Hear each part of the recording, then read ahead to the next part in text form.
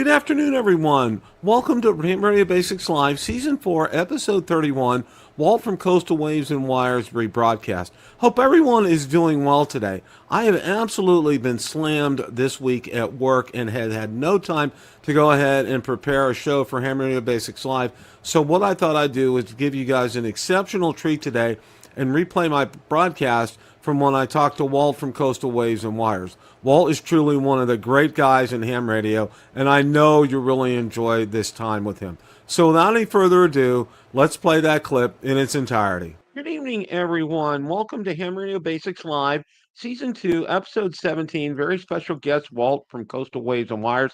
Walt, welcome very much. How are you this evening? I'm great. Thank you so much. This is great. Thanks for inviting me. It's good to be here. Well, I got to say this. People talk about being a fanboy of this and that. I have been a fan from you of your channel since day one, and I think the thing that drew me to your channel was you're like me. I like to keep things simple, and and just lay it out there. And you've always been like that, and that was a magnetic pull for me to your channel. I mean, it was, and you call it like it is. It's just, yeah, I could probably talk for an hour and give you accolades for an hour over that. But no, you're making me blush. Thank you. Oh, I appreciate it. I tell people this before. I work in. We talked before we started here. I work in shipbuilding, and I've always been what we call a field engineer. I work in design and engineering, but I've been the guy that goes from the theoretical, math and science and physics thinkers, and I go out to the layman in the field that are banging metal and cutting steel or whatever, and I kind of do the in between these two guys to show them how we're going to get something built, a ship or whatever. And I think I try to carry that over into my channel. I was like, look, I'll be honest with you. I'm a structural engineer, not a RF engineer. I'm learning this too, but I try to, as I learn something and I want to portray it or put it into a video or whatever. I'm not saying that people are not smart. People are intelligent, very intelligent, but I'm trying to put it out there in a way that, like I do at work. Okay, listen, guys, let's don't worry about all the math and all the science or whatever. You need to cut that there, weld that there, do that there, and make the ship float. So that's kind of what I bring to it's just who I am, as a person and my job, and it's just carried over into my YouTube channel and my ham radio hobby. And that's fantastic. And what I like to do is I like to start out. I'll tell you how I got started in ham radio, and then I'd like to find out the same for you. I moved to Florida in 2011, and by 2014, I was trying to think, getting married and getting acclimated to Florida is a whole different ballgame because I lived in Ohio for 30 years, and it's just, this is not Ohio, okay? And one of the things that I needed to be, and I was keenly aware of, was communications in case of a hurricane, because unfortunately, that's a fact of life in the state of Florida. You need to prepare for that. And somebody said, the only real way that you'll be able to communicate during a hurricane is going to be by ham radio, okay? And that's how I got started in it. And I was one of those who within probably 9 months, I went from technician to amateur extra. Boom. And it was in 2014, and and I'm here, and then all of a sudden work just hit again. Well, I had some things happen. My mom had moved down with us, and she ended up passing away, and then grandkids happened, and back and forth to Ohio and everything. But the last couple of years, I've gotten settled down to where I can devote time to it, and that's one of the things. That's why I started my channel. I started my channel because I want to make it. I want to make this hobby fun for people, and I don't want to overcomplicate it. That's kind of been my goal. So, Right. I just want to find out, how you got started with ham. We're very like-minded there. I started my venture into the radio hobby. I kind of go beyond ham radio when I talk radio. My number one love, I love ham radio. Don't get me wrong. I love all radio. I really started as a medium wave DXer when I was like 9 years old. We lived, and part of the whole thing of Coastal Waves and Wires, my front yard was a beach when I was a kid. It was a road and then the beach. And I would lay in bed at night and listen to my tiny AM radio. and just would pull in signals from all over the place. And you know, I'd lay there in bed imagining it was, this is in Virginia, and I would imagine that I was, you know, I'd hear a station in, you know, back then, we're talking the late 60s, early 70s, AM radio was amazing. I you know, Mexico City or whatever, to hear this on AM radio, and I'd be like, oh, this is so cool. That kind of went into, suddenly one day I found and got an old shortwave radio, and it was amazing. Well, like I said, I lived right on the water. My grandparents were farmers and lived well inland, and I'd go there and spend summers with them, and I'd notice, still listen, you know, back AM radio was great. This is in North Carolina now. My grandfather and I used to sit out on the back porch on Saturday nights and listen to WSM out of Nashville, the Grand Ole Opry, and you know, it was just, I was just in love with AM radio. But what I noticed when I get back to the home in Virginia, right on the water, the signals would boost up, and that kind of, I've known for a long time that, okay, there's something magical about being next to salt water. Well, you know, shortwave, AM radio, shortwave radio, now we're talking like 71, 72. I'm old. I'm 62 years old. But I started studying for my novice back then and learning code. And we're talking getting close to the mid 70s now. And then if you see right there, then CB craze kicked in like crazy. If you remember, everybody had a CB. Yeah. And I got really, really heavily into CB, and just got into it. Been an 11 meter CB guy for a very, very long time. I cannot confirm or deny that I've kind of bent the rules a little bit with that, but hey, you know, it was CB, and that's what we did. And I was really into that. Meanwhile, got married very young. I was in my early 20s. I went to Old Dominion University, and then went to a shipyard apprenticeship, and I was working. You know, we had a child, and so I really just lost the whole ham radio thing. But I always, my wife, even to this day, we've got to have a radio, and she's kind of got into it. I've been married for almost 40 years, and I remember when events would happen. My son was very young, 3 or 4 years old, when Princess Diana had what happened to her in Paris. And I said, you know, we were watching it on the news. I said, let's go tune in. And we tuned into the BBC. Like, I always had a really nice shortwave receiver. And we heard it when the BBC announced that, you know, Princess Diana had passed. And then we go down. So we ran downstairs to cut the TV on. You know, this is the middle of the night. And CNN and Fox, you know, I don't even know if Fox was around there. All the news channels were saying, you know, she's been in an accident. And my wife was, wow, you realize that through shortwave radio, we know what's going on before the news media even does. I said, well, trust me, they got somebody listening to a radio. And it took like an hour before it's happened. So, you know, my wife at that point was hooked to a love shortwave radio. Well, time goes on, and I you know, I've always said I'm going to go back and get my ham license. And then right at COVID, okay, that's it. I'm doing it. And I just went, 2019, I sat and got my tech and general together. And I was a general for like 2 years. Matter of fact, when I first started going to Poland, the first trip or two, I was a general. Then I went ahead and got the extra. So I have not been a ham that long, but I have been building antennas and playing with radios, specifically 11 meter band radios, and listening to shortwave radios, medium wave radio, all that. It's just been a major interest of mine for a very long time, and that's how I'm here now. I've always loved YouTube as well.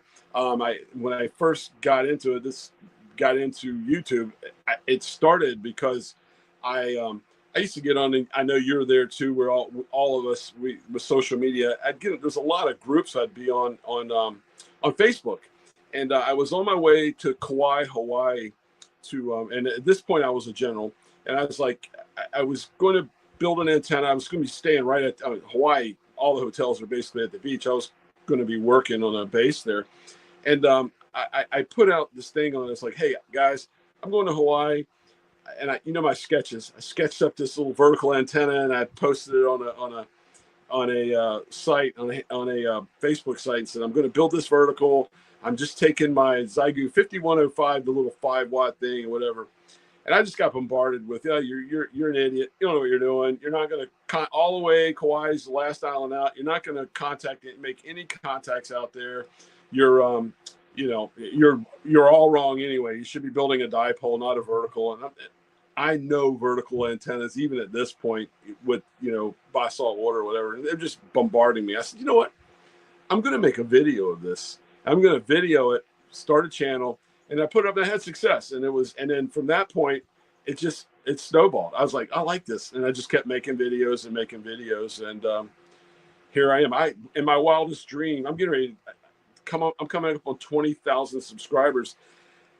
In my wildest dream, I never would have thought that ham radio would be that I would be. And there's guys, way bigger than me. You look at Jason and Josh and all these guys, Mike, Cade, MRD, or whatever.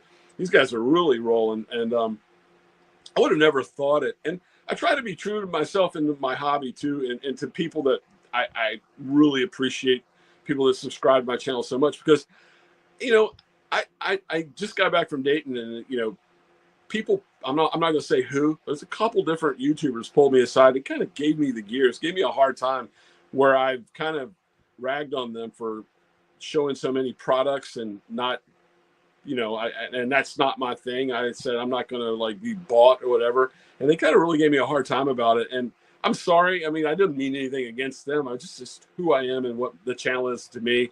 Yeah. I mean, I just did a review on that dually antenna. That's a one-off, one guy who's building stuff and selling them on Etsy. I like supporting guys like that. If he sent me something and it worked, I did it.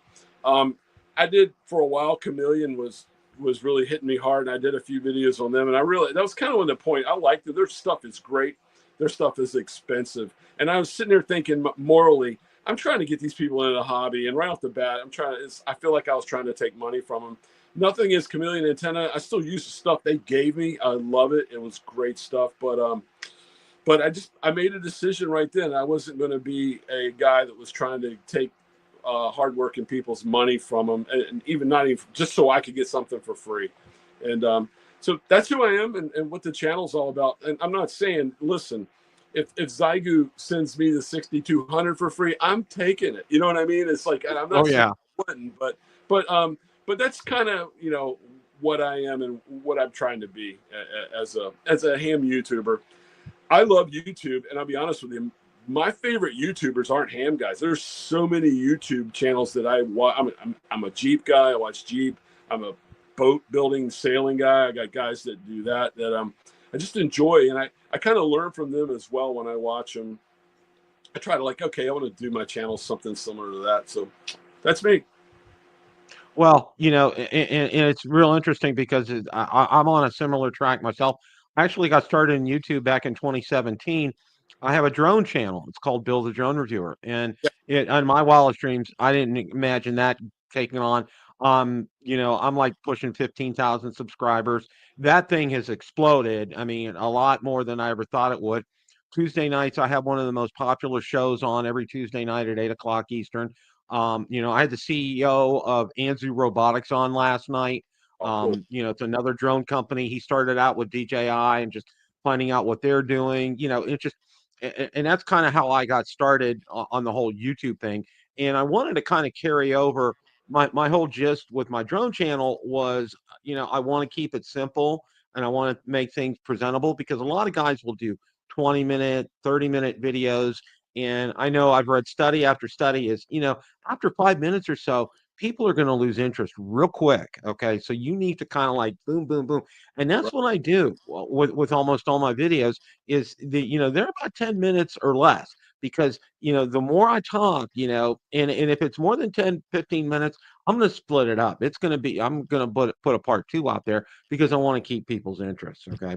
Well, it's real interesting because you mentioned Dayton. We went to Dayton, and it was so funny.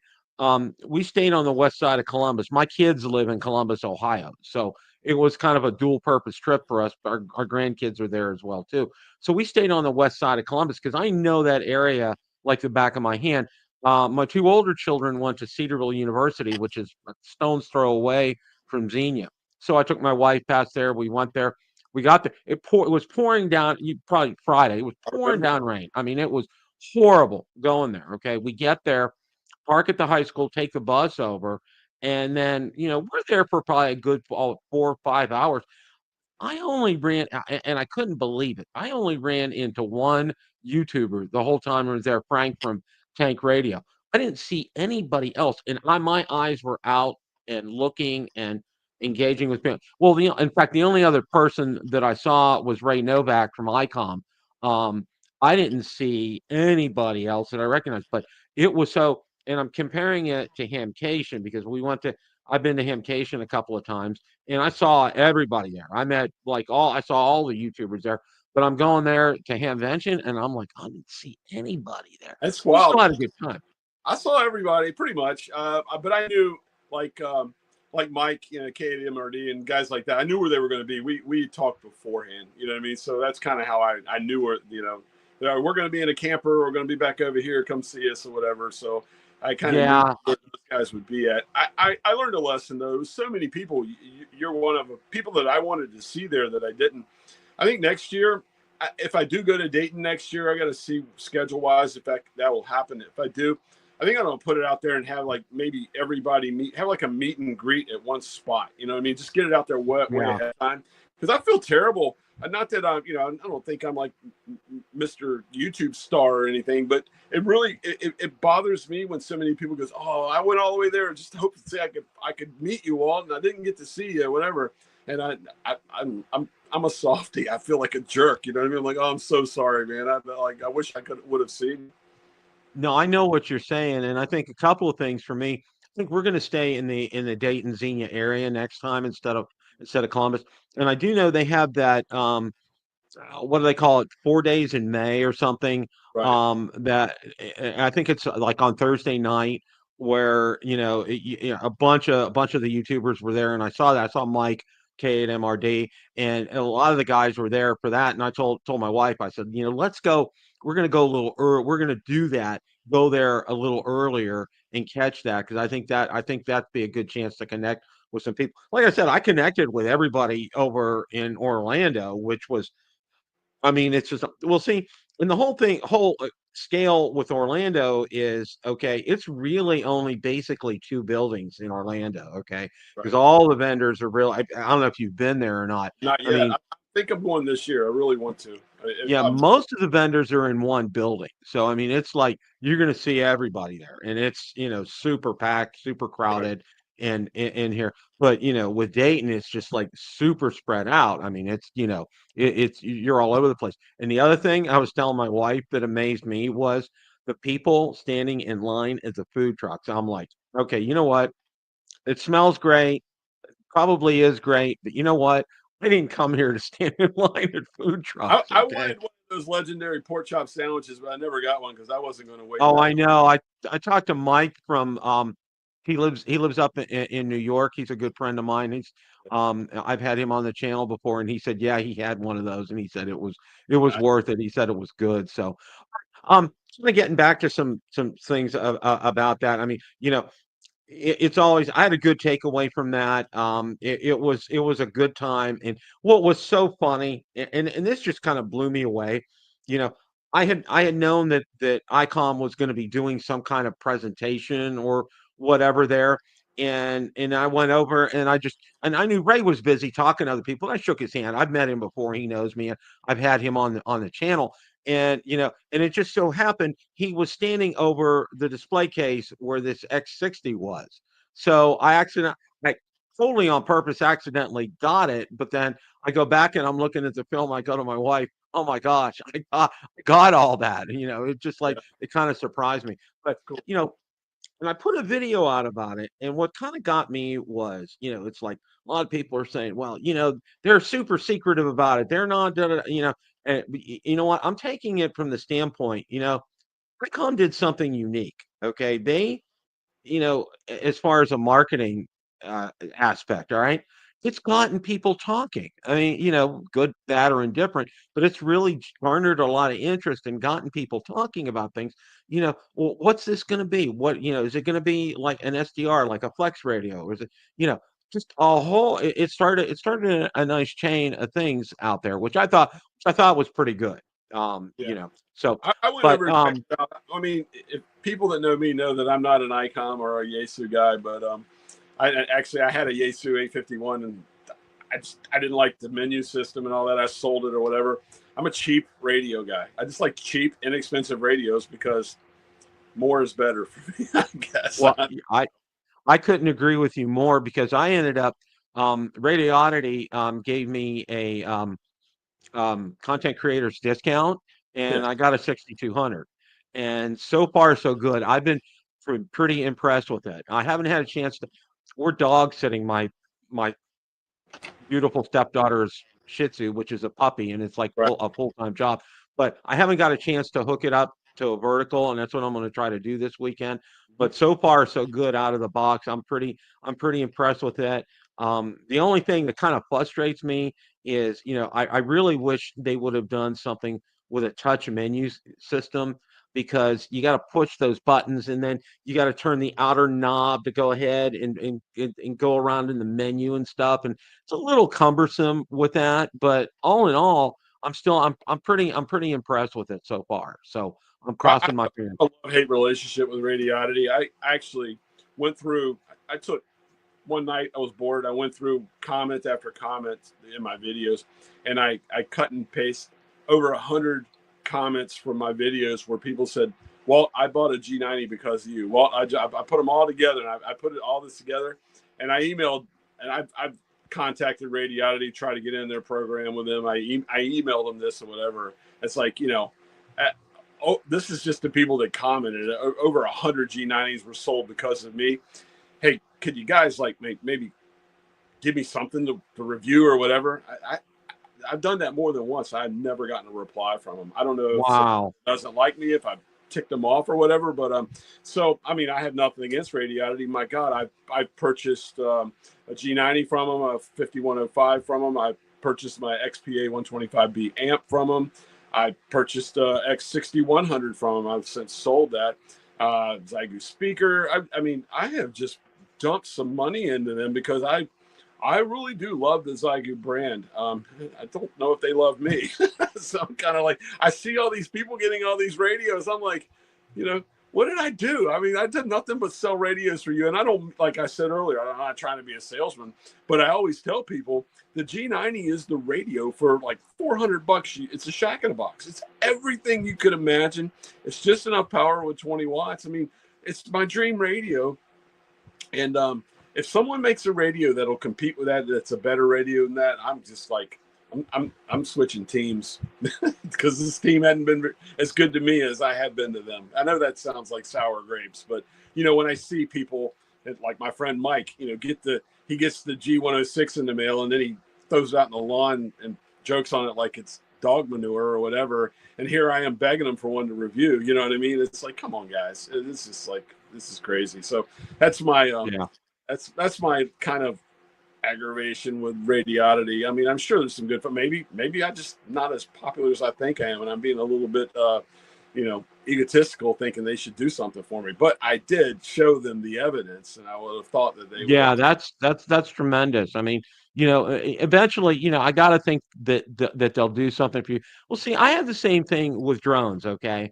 Because I've been a great purveyor of DJI drones. I thousands of dollars worth of DJI drones. And what happened was, and I kind of did the same thing with them. And this is back in 2018. I ended up getting a pass for my wife and I to the premiere of the Mavic 2, and it was over in Brooklyn, over in New York City.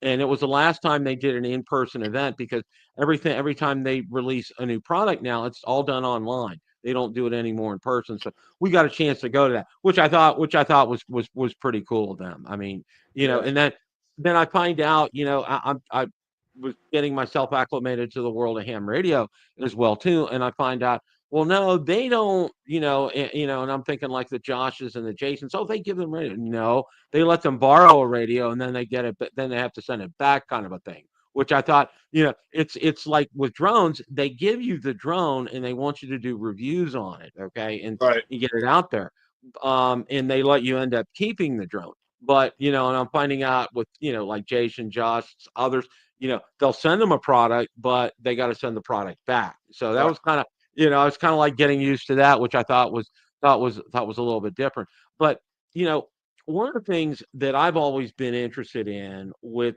for day one, okay, is QRP. I mean, it just really has. It's really kind of like it's one of those things. Like call it a challenge, if you Right. will. Okay, it's like I think it's really cool. For example, okay, the first contact I made on my 705, and it's with 5 watts. Okay, I wasn't even trying. I think it was on 20 meters. Okay, guy in Arizona, loud and clear. It's like, and I'm on 5 watts. Okay, I'm like, Yeah. okay, this is just too cool. Okay, Feeling when it is. when that hit. I love. I'm I'm 20-watt Wally right now, but you know what I mean. I love QRP. I always have, and it's I just love low power to me, and it is not QRP. People will go. I'll say when I say I'm 20 watts, are you QRP? It's not. To me, that's why I like that power because I can break the pileups or whatever with it. But I'm with you. I like making those QRP contacts is just amazing. I got what almost 2 years ago now. I got the True USDX, and when you get that thing, I don't know if you had one or if you've experimented with that radio. You have to calibrate the frequency on it. I guess it's like 8.1 or whatever. You get it and you calibrate it, and set it all up. Well, I was going to go do a video on it. I just got it. I got it in the mail like on Friday. I was like, I'm going out tomorrow with it Saturday. I'm going to take it out and, use it for the first time. And I wake up, I'm an early morning guy. I woke up at like 3 or 4 in the morning, went back in my shack in my house, and I plugged in my regular, it's probably the G90. I had it and I was tuning around and I heard who now I've become friends with him, a friend of mine in Brisbane, VK4KA. And he was talking to somebody in the States. And this is like 4 in the morning. It was springtime. I said, okay. So I looked at the frequency. So I took the antenna off and put it on my True SDX and started calibrating the frequency, knowing that, okay, back to the G90. Okay, perfect. Back to the thing. Okay, I got it dialed in. Right. So he finishes at QSO and he says QRZ. I'm sitting there at home with this little True SDX in my hand, 5-watt little radio. I've got it plugged in a battery. So I go Kilo 4, Oscar Golf Oscar. And the next thing I hear is Kilo 4, Oscar Golf Oscar. Hey, K4KA, hey, good to meet you, mate. How you doing? And I'm thinking, I got this little True SDX in my hand, 4 in the morning, sitting in my bedroom Wow. in my house, and I just made a 5-watt. And he goes, "You're 5'7", mate. You're 5'7". And I was like, "Holy cow!" Now since Wow. then, I've made a lot of contacts with him, and in his defense, he has an incredible Moxon antenna, and he could probably hear the fan that's running in this room right now from Australia. I mean, Yeah.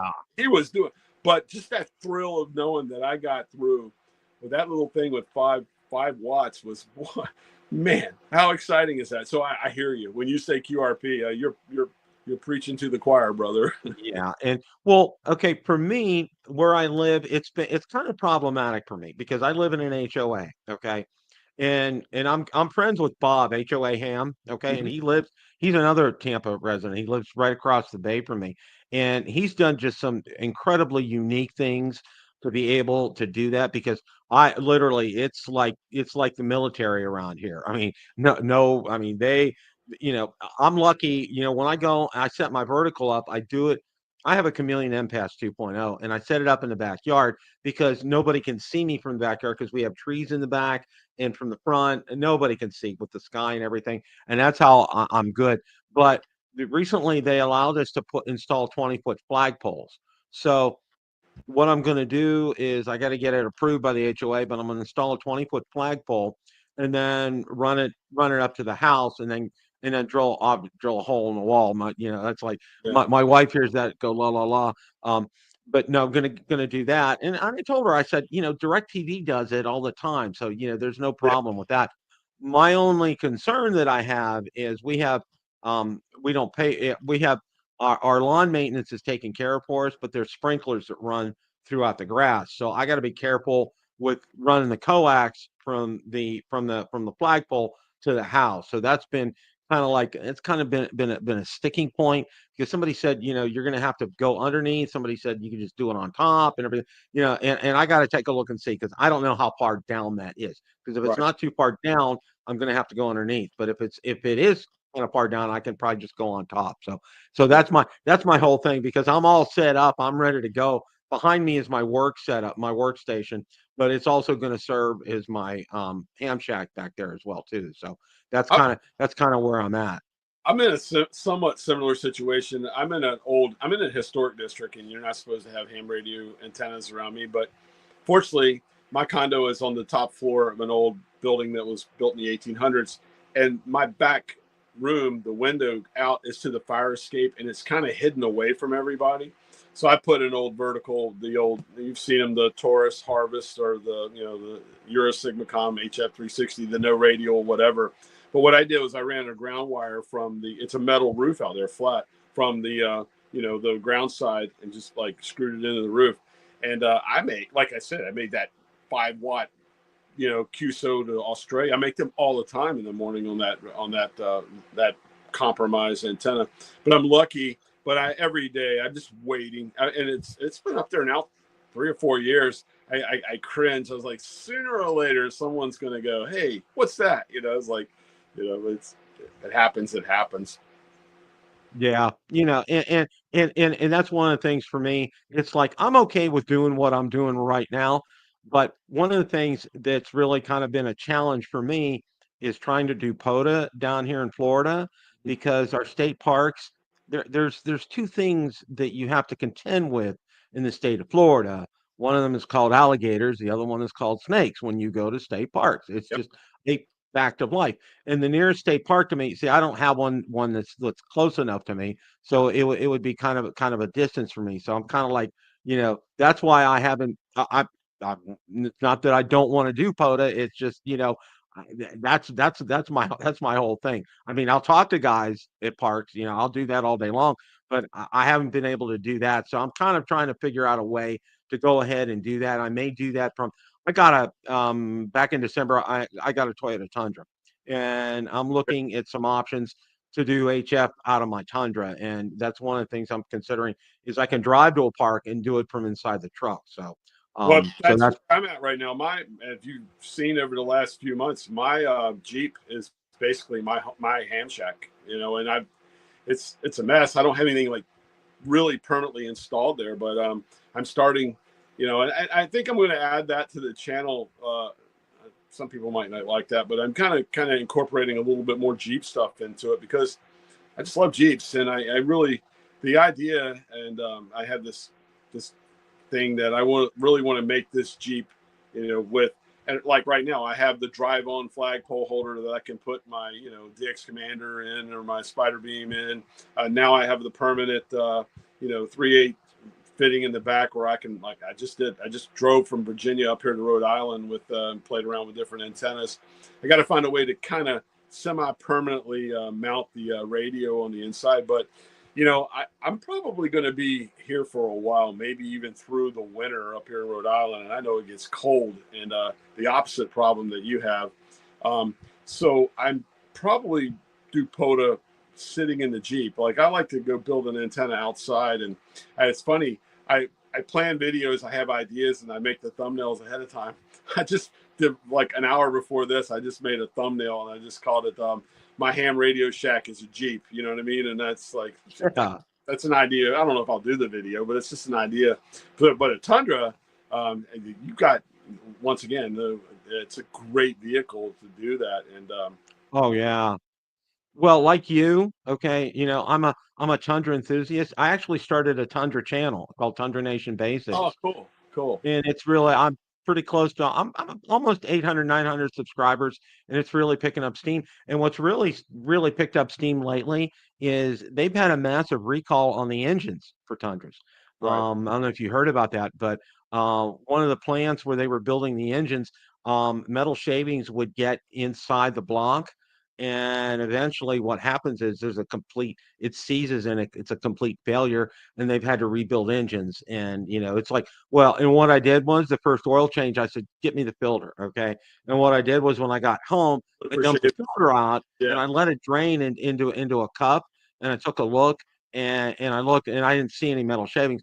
But I found out through the dealership, there's a company that you can send, and they need, I think, 3 or 4 ounces of oil, and they can do a complete analysis on the oil in your vehicle. So I'm going to do that next round. And what I did was I did this at a 5,000 mile service because Toyota recommends a 10,000, and I did it at 5,000 just because that's one of the things that I wanted to do, and I want to stay on top of it.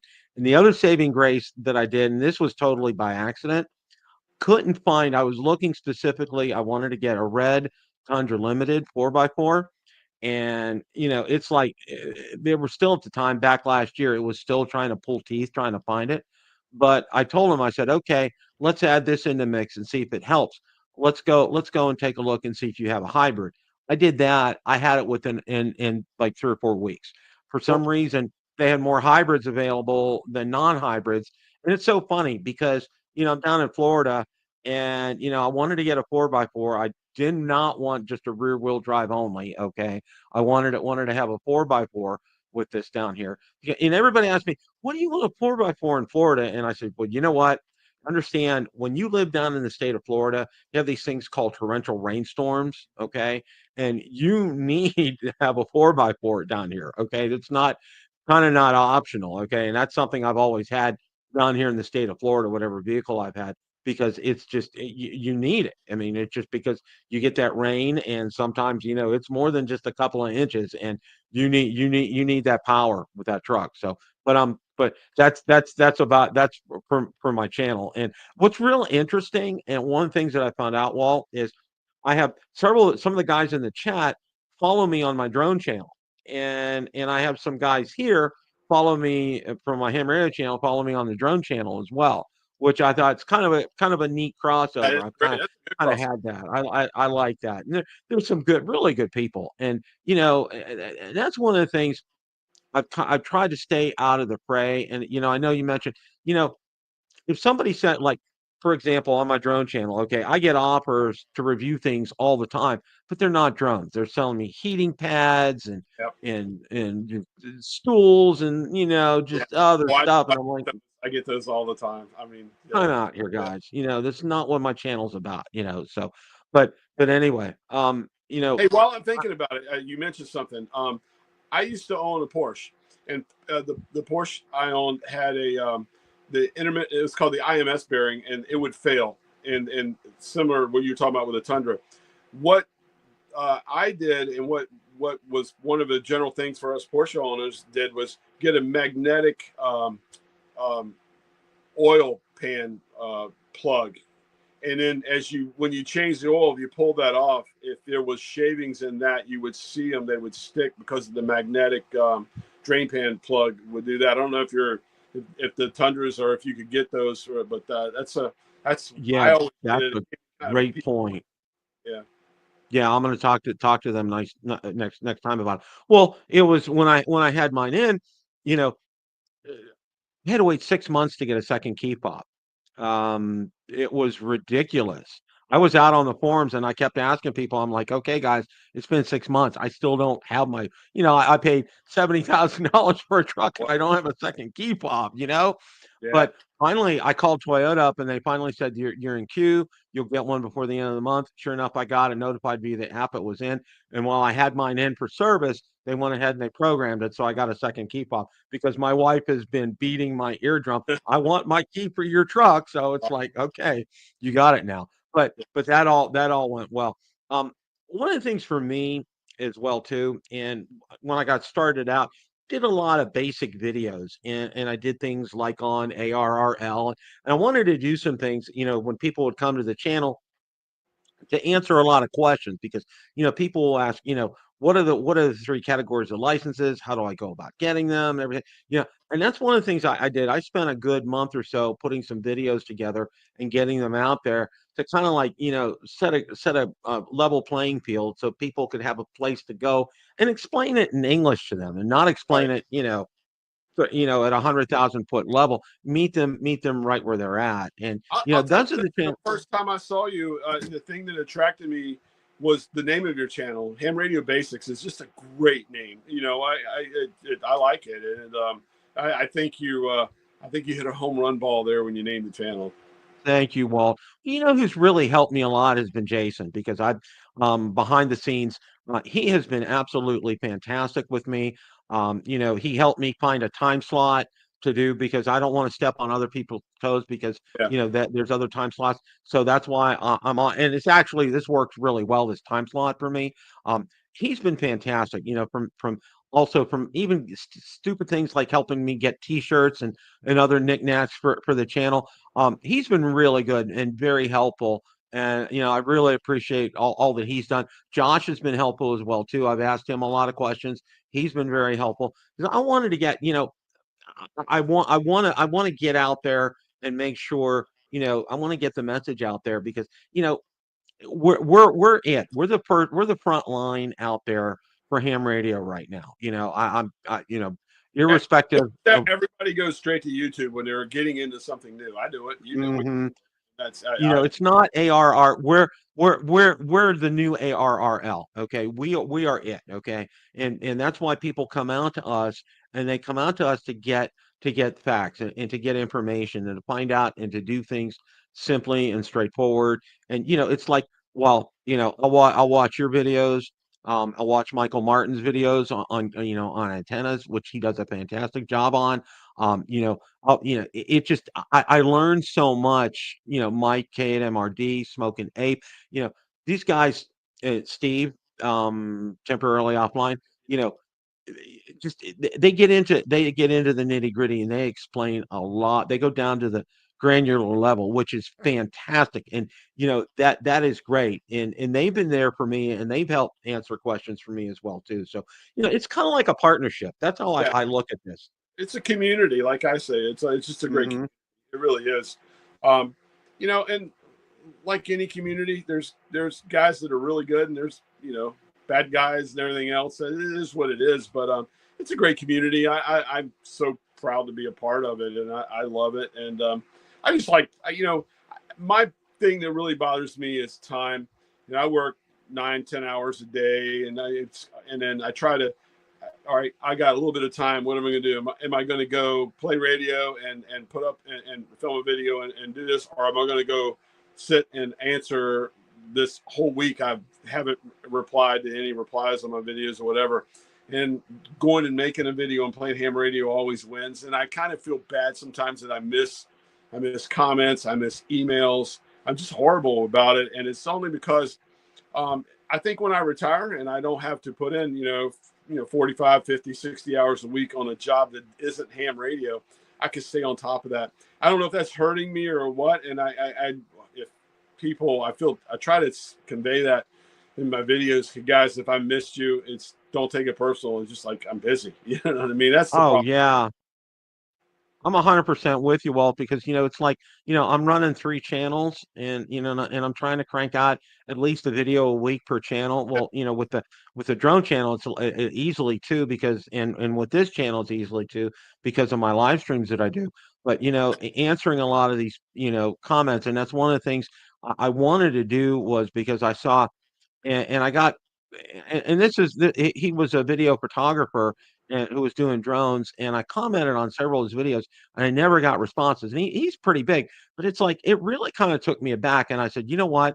That's where I made a commitment to make sure, at least one day a week, maybe a Saturday or a Sunday, set aside a couple hours, and all I do is I answer comments during that time. That's worked pretty well for me, because during the week, I'm like you. I work in IT. I work for public supermarkets, and it's 55, 60 hours a week. I mean, it's like pedal to the metal, 9 to You, 5 you kind work of deal. for Publix? Yeah, Publix. Oh, you guys have the best subs in the world. Oh my gosh, tell me about it. It's like, I'm Publix. my wife was telling me, before we got married, she's a native Floridian. She says, you've never had a sub until you've had one at Publix. And I was like, whatever. I'm like, I've had subs. And I'm like, I come here, I'm like, oh my gosh, you were We so right. I mean, it's just like, wow. Well, we have Publix Publix. banks now too. That's like, I love it. They're like right there Well, on the Publix is now up. They've gone up into Virginia, and yeah, they're opening stores in Kentucky now. yeah, I mean, it's just, well, the original, the owner, George Jenkins, he didn't want to go beyond the state of Florida. And that really kind of floored me. I'm like, oh my gosh. I mean, they're all up and down the East right. Coast. I mean, it's just, yeah, and they, you know what, they do it right. There, if you've never had a Public sub, you're missing it. It's the best. I don't know Oh what yeah. they must sprinkle some magic dust in them things when they make them. I, But they're so good. Well, I think one of the things is, and I found this out because we have to take a tour, the actual behind the scenes store tour. And one of the things that they do is their buns are made in the bakery, okay, Yeah, and they know, and they're fresh every single day. I mean, there's no stale buns that come their way right. that day. Everything is constantly fresh, and I think that's the thing that kind And of they sets use them it apart. too, like boar's head and all that. They use the higher end of the meats. Oh yeah, the higher end meats. Yeah, I mean it's just like wow. Well, yeah, it's kind of. I work from home 3 days a week, Mhm. so I can, and I have a Publix a stone's throw away. A lot of times I'll go down. My wife said, "What do you have for lunch?" And I would just Pub sub. kind of run down and get a sub, kind of a thing. Yeah, So, but yeah, yeah, it's kind of. But I gotta say this: as far as the company is concerned, yeah. I've never worked for a better organization in my life, and I've worked for several Fortune 100 companies, and they don't hold a candle the way Publix treats their employees. They just That's good to know. Publix just they really above and beyond.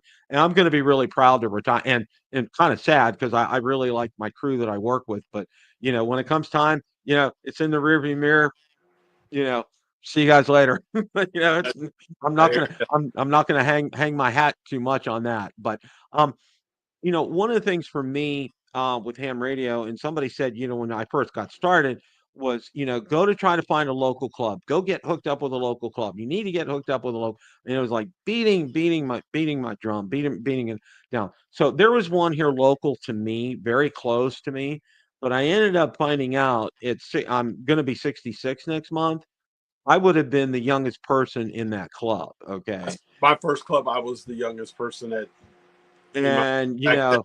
I was in my but late I 50s. ended up finding another one on the other side of town where I'm right in the mix, okay, and I like that, and they're trying to get younger people back in, which I think is fantastic, and they're doing things to do that, I've which done is the same great. thing. The club I'm in is the Chesapeake Amateur Radio Service, Cars, in Chesapeake, Virginia, and I love my club. I really do. It's great.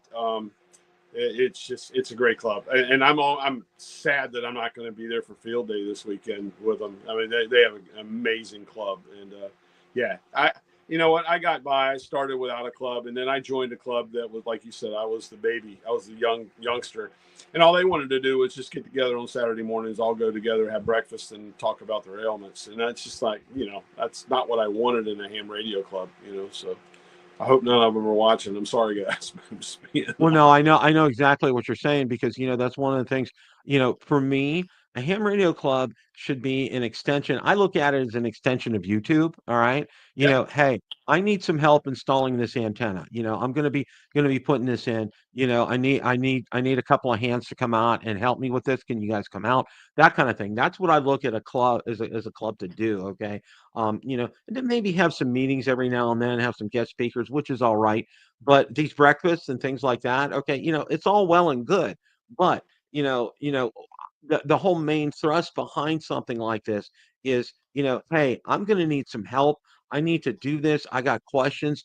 Can you help me? Can you come Right. out? Can you take a look at this? Just give me, just give me an eyeball. Let me know what's going on. So, but I'm yeah, in I agree with you. clubs, one like that, the Chesapeake Amateur Radio Club. The other one I'm in is the other way around. It's what we can do for our club, and that is I'm in the USS Wisconsin, the Battleship Club, and we maintain radio and do our thing with the USS Wisconsin, which is a museum ship there in Norfolk across the river from where I can look out my living room window and see the ship. That's how close I live to it. And it means a lot to me. It really does, because to me that, having been involved with the U.S. Navy, the Canadian Navy, awesome Navy, a bunch of navies in my career or whatever, in shipbuilding and engineering, that to have that, that historic ship right there with a radio room and everything that's going on with it. to be able to help preserve the history of it and whatever, and be a member of that club. I take great pride in that. And I tell you, working a museum ships on the air event is just absolutely amazing. It is just a great feeling. So if you're ever, anybody out there, you ever got an opportunity, you look around you and there's like a museum ship near you and you could be a part of that. It's awesome. It really is. It's an amazing thing. We'll see, and that's a part of our history too, and for me, I would jump at a chance like that because of my dad being in World War II in the Navy, and just the lineage there. I just think something like that's fantastic. Well, one of the questions that I ask everybody when I have them on for guests, and I wanted to run this by you as well too. And there's no right or wrong answer to this, but you know, are as far as ham radio is concerned, do you think we are pulling in enough new people right now? Are we getting the message out there to get some new blood as far as ham radio is concerned? I have mixed feelings on this. I'll tell you. I think so, and I want to. I'm going to go down a little road here. What bothers me is the newer, younger bloods.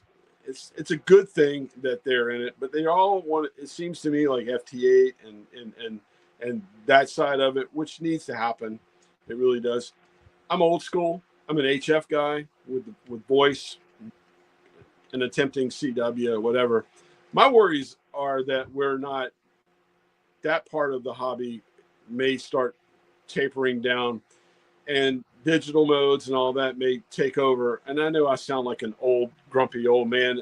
I think it's good that there's room in this hobby for every mode, everything we're doing or whatever. So, but to answer your question is, I think we're bringing in newer people. My worries are the newer people, do they have the nostalgia and the and the history in mind of what ham radio is, and to keep it going. I mean, to me, ham radio goes all the way back, like I said when we first started talking, listening to AM radio signals and shortwave radio and the voice over the air or whatever. It just means a lot to me. And so to answer that question, yes.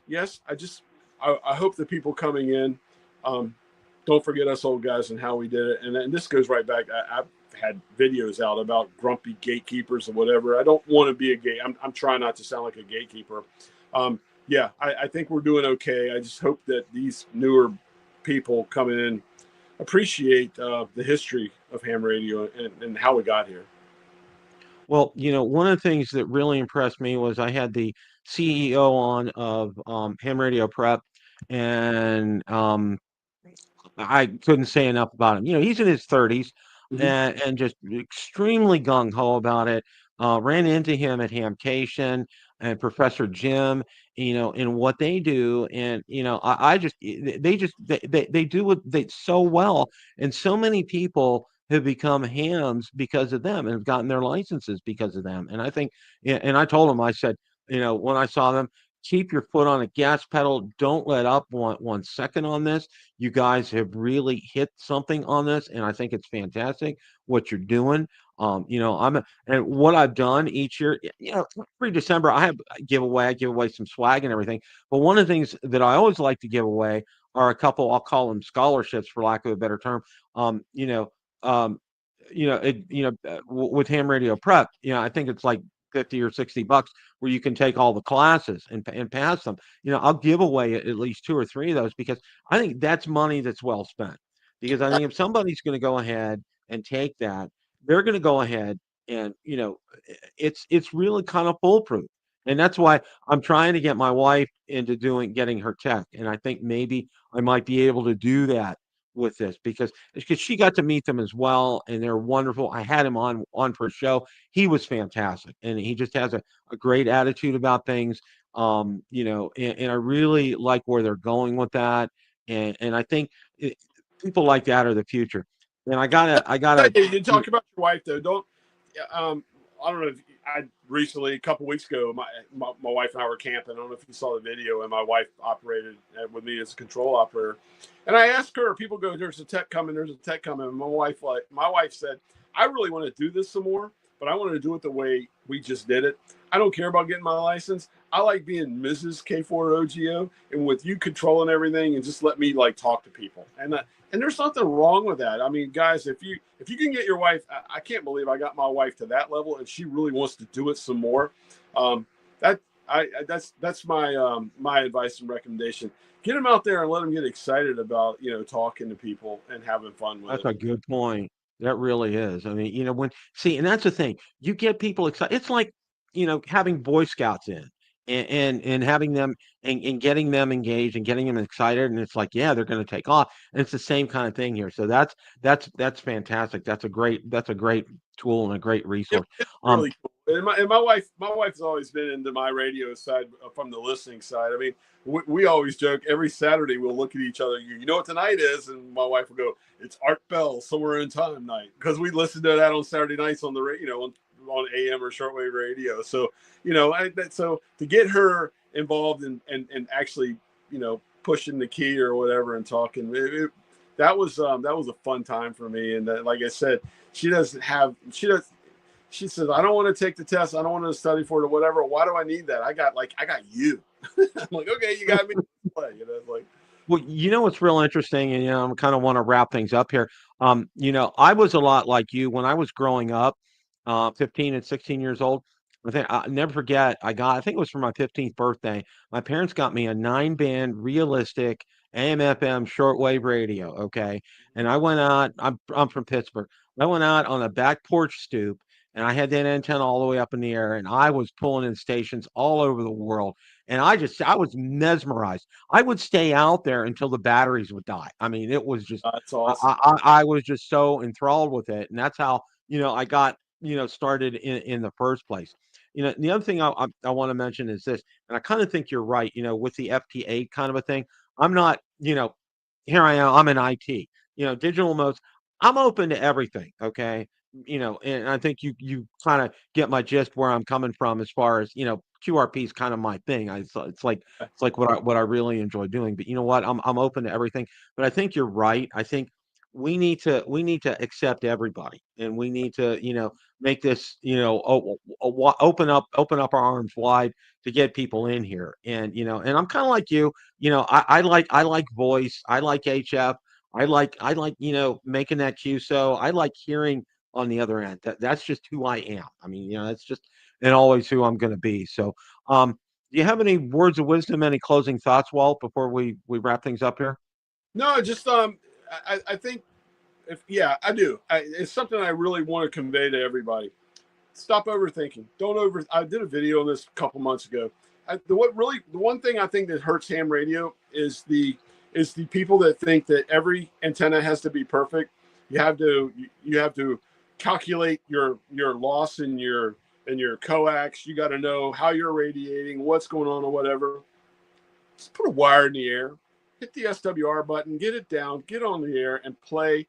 You got the rest of your life to perfect an antenna.